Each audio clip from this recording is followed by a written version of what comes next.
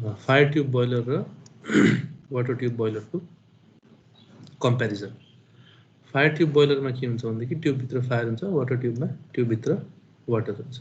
यो सबभन्दा ठुलो मेजर डिफरेन्स भनेको यो position of water and hot gases. त्यसपछि अपरेटिङ प्रेसर, यो अलि लो प्रेसरमा काम गर्छ fire tube boilers, water tube boilers अलि हाई प्रेसरमा काम गर्छ, comparatively high pressure.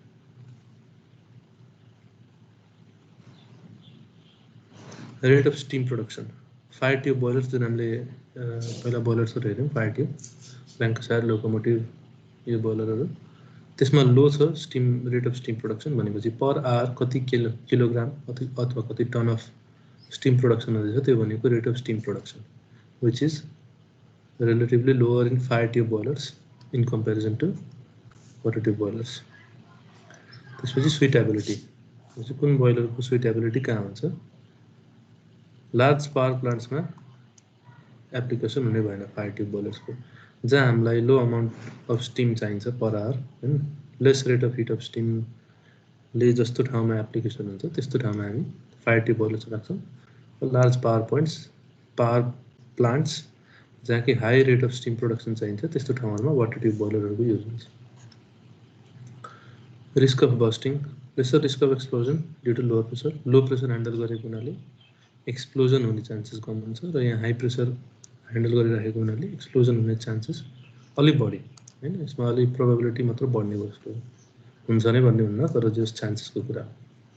Floor area, floor area यसो हेर्दा फायर ट्यूब बोइलर्सको कम भए तापनि एउटा प्यारामिटर हामीले कन्स्टन्ट राखेर मेजर गर्छौं एरियालाई, जुन कि पावर हो। एउटा गिवन पावरको लागि फ्लोर एरिया हेर्ने हो भने fire tube boilers occupy more floor area than water tube boilers. कन्स्ट्रक्सनको कुरा आउँछ, कन्स्ट्रक्सन डिफिकल्ट सिम्पल, किनभने त्यहाँ पाइप्सहरु भित्र हामीलाई हट ग्यासेस फ्लो गराउनु पर्ने थियो, जसले गर्दा हामीले फायर ट्यूब बोइलर्सको कन्स्ट्रक्सन पनि हेर्यौं, हामीले कति कम्प्याक्ट भन्दा पनि अलिक कम्प्लेक्स छ कन्स्ट्रक्सन, र इनएक्सेसिबल पार्ट्सहरु पनि अलि बढी छन् फायर ट्यूब बोइलर्समा in comparison to water tube boilers. Water tube बोइलर्सको सिम्पलर कन्स्ट्रक्सन छ, अहिले हेर्छौं पनि हामीले, जस्ट पाइप्समा हामी वाटर फ्लो गराउँछौं र अरु सबै एरियामा फायर फ्लो हुन्छ। त्यसपछिको प्यारामिटर भनेको ट्रान्सपोर्टेसन अलि डिफिकल्ट छ। अब कन्स्ट्रक्सन डिफिकल्ट छ भने त्यसको ट्रान्सपोर्टेसन अलि डिफिकल्ट हुन्छ नै। Sale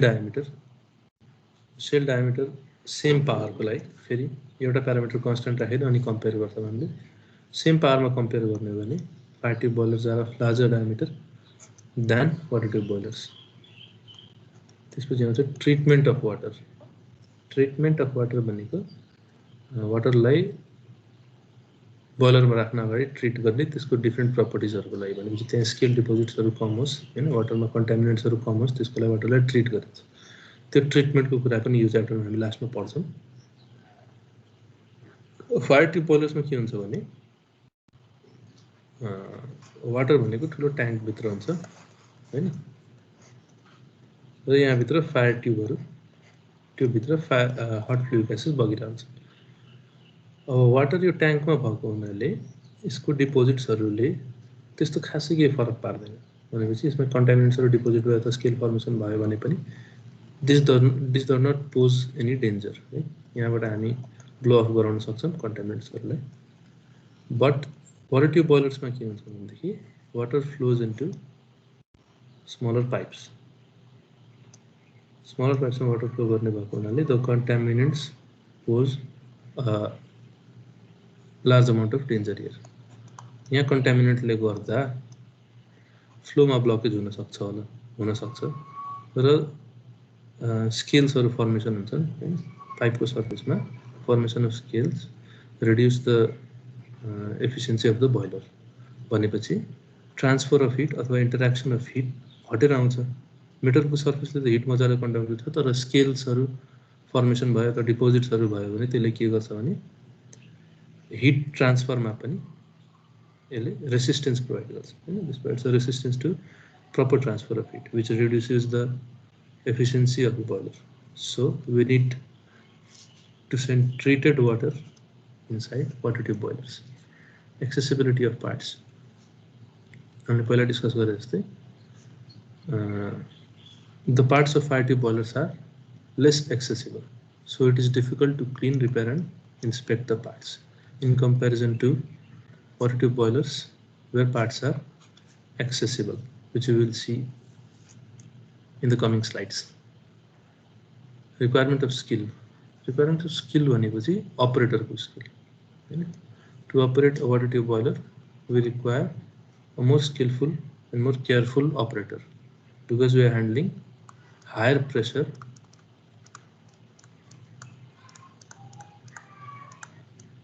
and high steam production rate. So if anything goes wrong, it can be fatal. Water tube boilers ma we need more skillful and careful operators in comparison to fire tube boilers, where less skillful operators are also okay. यहाँ हामीले पहिला discuss गरिसकेको कुरा भएको हुनाले त्यति धेरै time दिन मैले. त्यसपछि we move on to first water tube boiler, which is Babcock and Wilcox boiler. We have already discussed the working of this boiler. हामीले अस्ति डिस्कस गरेका थियौं मजाले. यसमा के छ भन्दाखेरि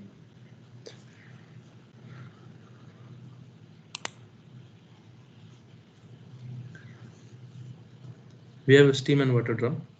This is the steam and water drum where steam and water is stored. Water is stored also. We have two pipes, one downcomer pipe and one riser pipe, which is connected to headers, which connects a series of pipes between them. Okay, दुईटा headers छ जसले के गर्छ भने series of pipes लाई connect गर्छ. Cold water flows to the header through the downcomer pipe. So cold water is heavier than hot water or steam, so it flows down to the header, and as it captures heat from the flue gases, these are the flue gases. As they capture heat from flue gases, they get heated and rise upwards. And पानी तातिएर माथितिर जान्छ. They get collected at the other header. अर्को header बनाउँछ जहाँबाट through the riser they enter the steam and water drum. Steam भइसकेको हुनाले यो pipe यहाँ माथि सम्म राखेका हुन्छन् हामीले र steam is collected at the top. पानी तल हुन्छ, steam माथि हुन्छ, त्यो अब obvious कुरा हो. यता we have a combustion chamber. We have great aspect fuel which is burnt to produce flue gases. Flue gases are like केले डाइरेक्ट गरे हुन्छ त्यसको डाइरेक्सनलाई दिस baffle plates हरु हुन्छन् जसले के गरे हुन्छ फ्लू ग्यासेसको डाइरेक्सनलाई डाइरेक्ट गर्छ. These flue gases pass through a series of pipes that contain water and transfer the heat to the water. If flue gases go heat water will transfer also, which can, and hence the water gets converted into steam, which is collected in the steam and water drum. Right? Stoker को काम के हो भने हामी यहाँ fuel राख्छौं हपरमा र Stoker को AirPlay यो ग्रेट माथि जान्छ. यहाँ डोरहरु छ सफा गर्नलाई, यहाँ पनि डोर छ, यहाँ पनि डोर छ. Here is a mud box which collects contaminants and muds from water and which is blown off using a blow off cock. There is a manhole for cleaning purposes. These are support beams to support the steam and water drum. We have a safety valve, stop valve, pressure gauge, water level indicator to show the level of water inside the drum, feed water inlet, where the inlet water is fed to the drum, and there is an ash pit where ash is collected. Okay? Ash यहाँ collect हुन्छ. यो सबै कुरा हामीले अस्ति discuss गरेका थियौं, त्यसैले मैले धेरै डिस्कसन गर्दिन छु है. इसमें के लेखेको छ त हरिजन्टल भनेको वाटर ट्युब बोइलर, यसको एक्सिस हरिजन्टल छ, त्यही भएर horizontal water tube boiler. Water tube boiler किन? Because the tube contain water.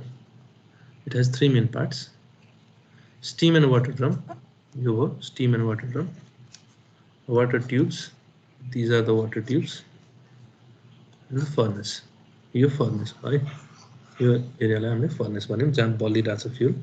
where the fuel gets burnt and the flue gases move through the pipes. Steam and water drum is a long drum fabricated using small shells riveted together. Small shell हरूलाई rivet गरेर रिवेटिङ को process तपाईलाई थाहा छ होला rivet गरेर अनि बनाइएको drum. Drum is followed by water tubes.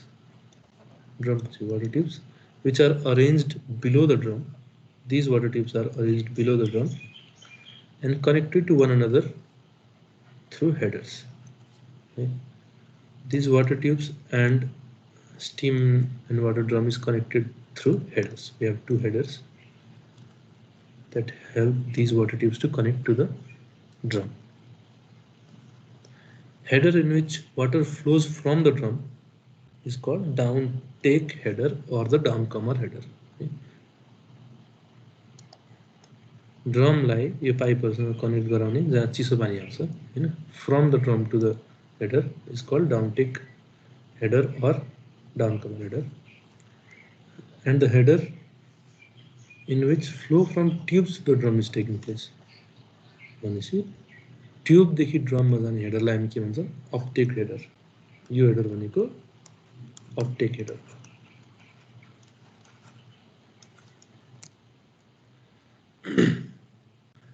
Deposition takes place in the mud box. As I said earlier, the depositions take place there, contaminants or mud, which is connected to downtake header. Okay. This mud box is connected to downtake header. Blow-off cock is placed for blowing out the sediments. Sediments are blown off using blow-off cock. Below the water tubes is the furnace. Below the water tube is the furnace, at the front of which fuel feed hopper is attached. Fuel feed hopper. Hopper भनेको के त conical शेपको inverted conical शेपको अरेन्जमेन्टलाई हपर भनिन्छ, जसले के गर्छ फ्युललाई feed गर्न काम लाग्यो हैन. त्यो डिक्रिजिङ क्रस सेक्सनको भएको हुनाले युनिफर्मली फ्युल फिड गर्न पाइयो र स्टोकरको हेल्पले त्यसलाई कन्ट्रोल गर्न पाइन्छ. Mechanical Stoker is used for feeding the fuel. एउटा feed. Bridge wall and baffles. Bridge wall भनेको यो. These are the bridge walls and these are the baffles. These black rods. यो सबै baffles हो. These are made of fire resistant bricks, a refractory material, fire resistant material, and these are constructed to facilitate the flow of hot gases.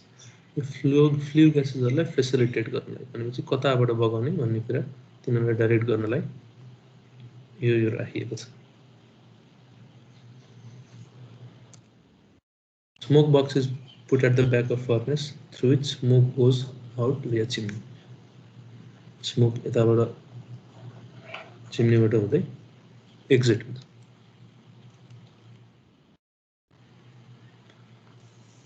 Damper is used. यहाँ damper छ आउटलेटमा. Damperले के गर्छ भने it maintains the pressure difference. Atmospheric pressure भन्दा बढी pressure भएको smoke आफै बाहिर जान्छ. एटमोस्फेरिक प्रेसर भन्दा लो प्रेसर छ भने स्मोक बाहिर जाँदैन. सो यो ड्याम्परको हेल्पले हामी के गर्छौं we maintain the pressure difference. Expulsion of hot gases. Expulsion भनेको hot gases-लाई एक्जिट गराउनु,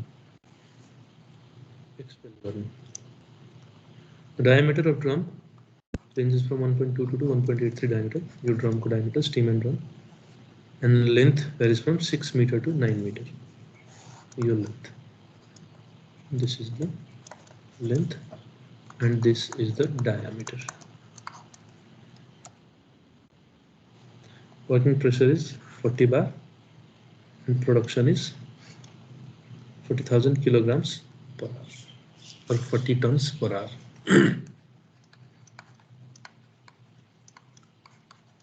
एक घंटा में 30 स्टीम प्रोडक्शन.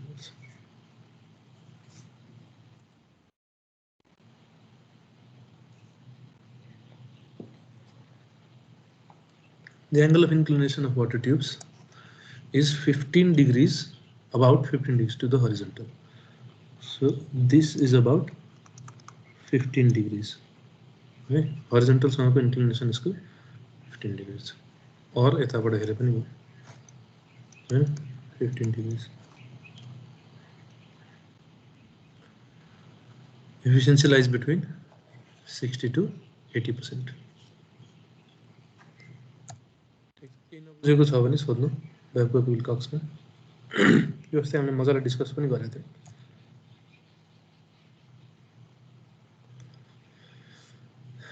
त्यसपछि we have Stirling boiler.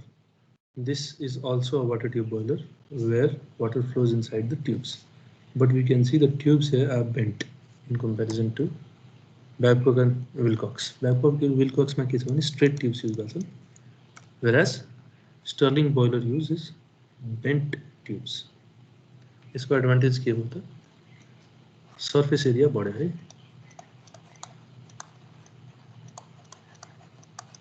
bent tubes भएको हुनाले हामी यहाँ यो point देखि यो point पुग्नलाई straight line is the shortest path. त्यही भएर bent भएर गयो भने के होता? Time of exposure पनि बढ्यो, area of exposure पनि बढ्यो to the flue gases.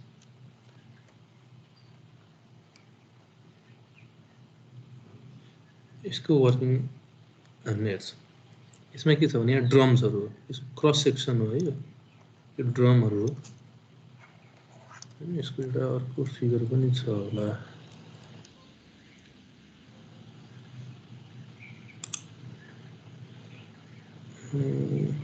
यहाँ यस्तो छ स्टर्लिङ बोइलरको ड्रमहरू छन् है। यहाँ मल्टिपल ड्रम्सहरू हुन्छन्, हाम्रोमा दुईटा मात्र देखाएको छ यो क्रस सेक्सनल भ्यूमा। र तल पनि हामी ड्रम हेर्न सक्छौँ। And these are connected using bent tubes. अब यसले कसरी काम गर्छ भन्ने कुरा हुन्छ, अहिले हामी त्यही डिस्कस गर्छौँ।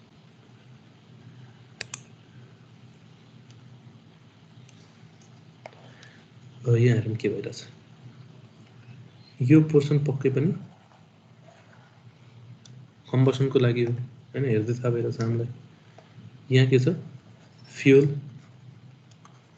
fuel is getting burned and flue gases are produced. ठीक छ। यहाँ ठ्याक्क तल के छ, एस्पिट, जहाँ यो फ्युल राखेको छ त्यसलाई के भन्ने, ग्रेट, जिआरएटी ग्रेट। यो कम्पोनेन्टहरू हामीले सम्झिनुपर्छ। अब यही पनि कति कुरा लेखेको छ। V भनेको स्टप वाल्भ कहाँ छ त, यहाँ।